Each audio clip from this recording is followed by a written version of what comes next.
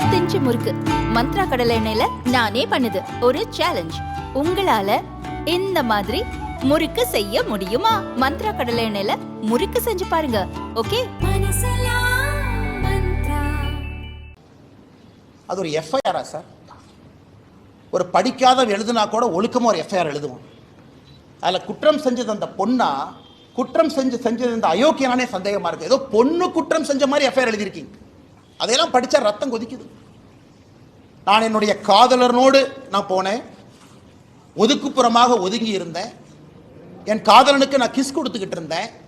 இதெல்லாம் ஒரு எஃப்ஐஆரா சார்? தூ, காக்கி சட்டையை போட்டுட்டு அந்த ஸ்டேஷன்ல ஒருத்தவங்க எஃப்ஐஆர் இருக்கீங்களே, வெக்கமா இல்லையா உங்களுக்கு?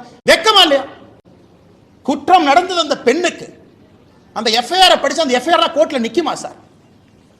ஆனா ஆயிரக்கணக்கில் எஃப்ஐஆர் எழுதி இருக்கு, அல்ல கோர்ட்ல நிக்குமா? அந்த பொண்ணு ஏதோ தன்னுடைய காதலனோடு பிரைவேட்டா ஒரு மொமெண்ட்டை ஸ்பெண்ட் பண்ணதாகவும் கிஸ் கொடுத்துக்கிட்டு இருந்ததாகவும் இவன் புதர் மறைவிலிருந்து வெளியே வந்து புகைப்படத்தை எடுத்து மிரட்டி, என்ன சார் என்ன இதான் ஒரு எஃப்ஐஆர் டிராஃப்டிங்கா?